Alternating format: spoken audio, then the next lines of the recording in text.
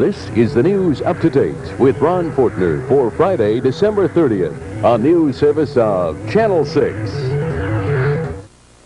Good evening, everyone. After his Polish translator embarrassed him and his Mideast peace efforts appear to be backfiring tonight, President Carter gamely pushed on in Warsaw today to continue his first major diplomatic mission abroad. Mr. Carter continued his itinerary in Poland despite the outrage caused by the garbled translation of his remarks, a garbled translation which outraged many Poles. And as a major snag over the Palestinians loomed in the Mideast negotiations, Mr. Carter hinted today that he may meet with Egypt's President Anwar Sadat shortly. Like the groundhog who sees his shadow, the leading index of economic indicators in this country dropped 0.2% last month. And the Commerce Department says that suggests that unemployment and inflation won't improve much during the first part of 1978. And the long winter of our economic discontent continues. The Koreagate scandal caught fire again today when South Korean businessman Tongson Park agreed to return to Washington to testify about congressional influence peddling. Federal investigators are less than ecstatic, though, because Tongson Park has been granted immunity from prosecution. The flu. If you don't have it yet, your luck may be running out. The flu is cropping up all over the United States. Widespread outbreaks of influenza reported tonight in New Jersey, Wisconsin, Pennsylvania, and Tennessee. The worst of it is that it is the A-Texas strain, and there is no vaccine for it. In the worst highway tragedy in Spanish history today, a bus loaded with Spanish Marines crashed into a 22-ton grain truck this morning, 24 dead, dozens injured. And in the United States, the National Safety Council warns that between 300 and 400 of us who drive this weekend will not make it back. Somewhere in San Diego tonight, a lot of people will get stiff, but nowhere near as stiff as the thieves who stole 72 bottles of embalming fluid from a local mortuary. Police say the thieves may try to soak marijuana in the concentrated formaldehyde, and they say that could make them stiff, small, and very dead.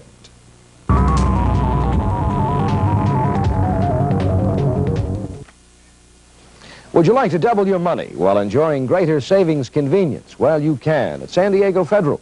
This chart shows you how to double your money in our safety-insured savings accounts. This machine shows you how to stretch the normal 8-hour business day around the clock with San Diego Federal's 24-hour teller. Come in and see how you can double your savings dollars while tripling savings convenience. At San Diego Federal Savings.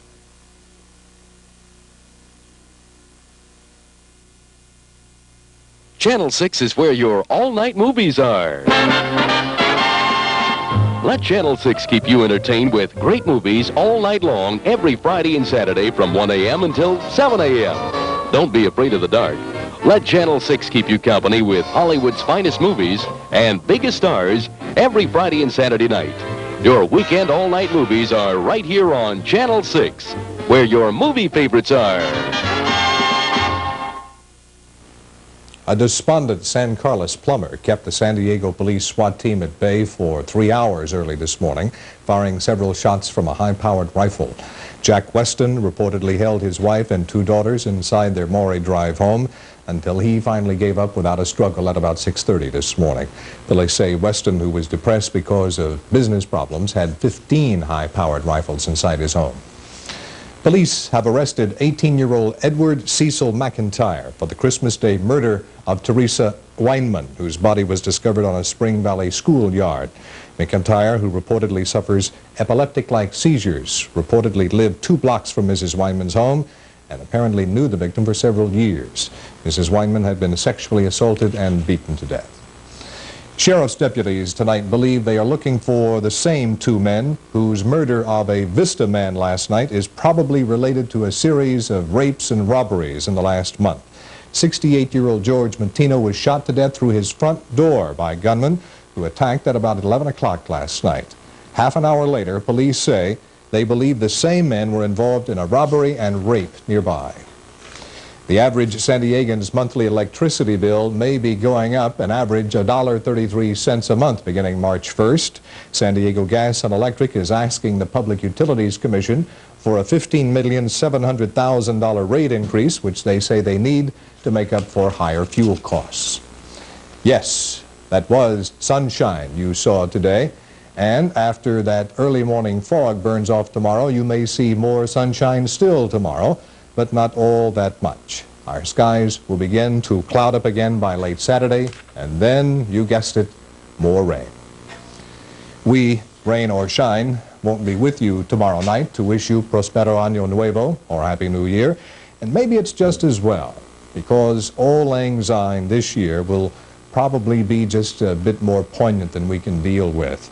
The last fleeting moments of 1977 will somehow seem strange indeed without the institution of Guy Lombardo, who died earlier this month.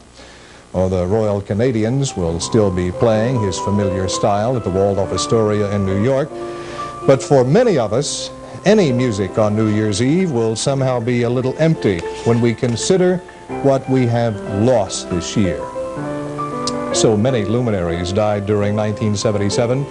It is difficult to be certain that we have remembered them all. We could not forget the too much, too soon suicide of Freddie Prinze, or Peter Finch, who never lived to see his Oscar, or the incredible number of heart attacks which took so many irreplaceable talents from us. Groucho, Bing, and Elvis, and so many more that we remember and that we so sorely miss in these fleeting hours of Auld Lang Syne.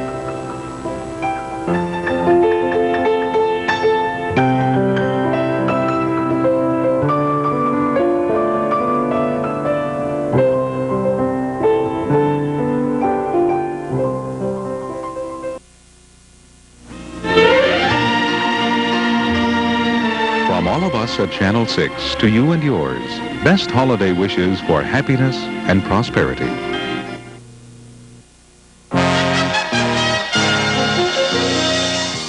Good evening and welcome to the Channel 6 10 o'clock movie. Tonight, Terror at 10 p.m. week continues when Robert Louis Stevenson's novel is brought to life in a chilling story of gruesome experiments by grave robbers.